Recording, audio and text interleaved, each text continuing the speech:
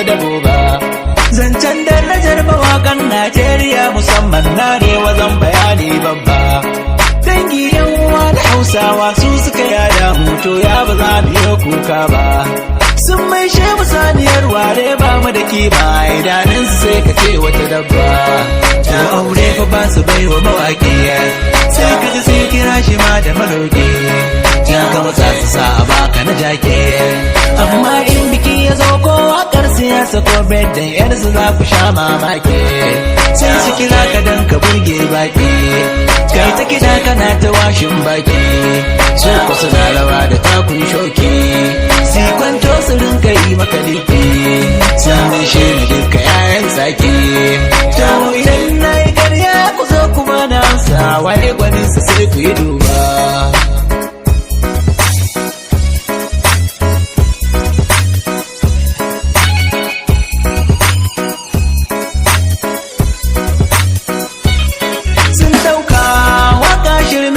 Bani na ni ko gare ni gata babba.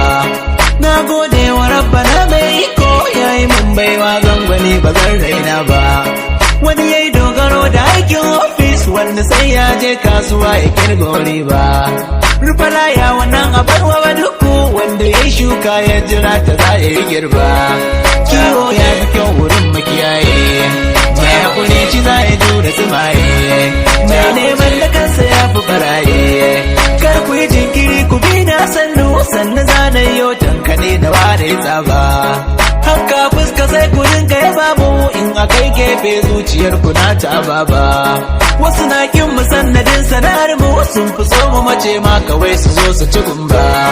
Duk mai gaskiya a rai bai shayi. Ko kuma so kuke mu dinga bulaye.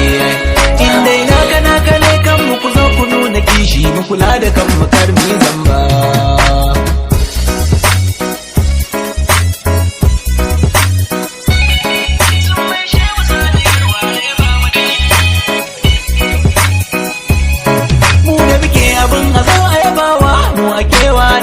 Sasahun mabarata in dai ta kamar ka Hausa kake yi to ka je Hausar ta kamo muke yada ta.